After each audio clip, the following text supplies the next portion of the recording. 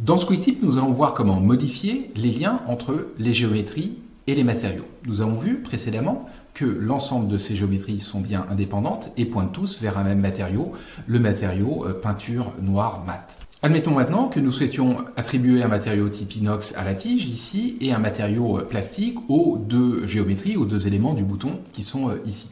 Comme souvent, on peut s'y prendre de plusieurs manières. Donc ici, j'ai l'onglet scène, je sélectionne clic gauche ici cet élément de la tige, celle-ci devient entourée d'un halo orange et j'effectue un clic droit. Et là, j'ai la possibilité de séparer la matière. Et lorsque je sépare la matière, ici, donc nous avons pour la tige ici un matériau qui est peinture noire mat avec un indice 1 qui est attribué. À ce stade, le matériau n'a pas changé. En réalité, il pointe vers une copie du matériau peinture noire mat.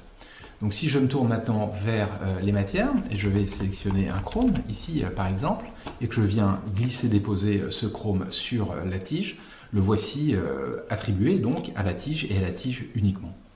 On peut constater que ici dans la scène, on a pour la tige ici le matériau chrome polished qui est attribué. De la même manière, j'ai la possibilité d'attribuer un matériau type plastique aux deux géométries du bouton interrupteur. Pour ça, j'en sélectionne un ici, clic gauche, et donc à partir de la scène, CTRL et clic gauche pour la partie supérieure et la partie inférieure du bouton. Donc là, j'ai deux géométries sélectionnées, j'effectue maintenant un clic droit et j'ai la possibilité, comme nous l'avons fait précédemment, de séparer la matière. Mais si je sépare la matière, chacune de ces deux géométries pointeront vers un matériau indépendant. C'est pas ce que je souhaite. Je souhaite que ces deux éléments de géométrie pointent vers un même matériau. Pour ça, je vais me tourner vers isoler les matières pour la sélection.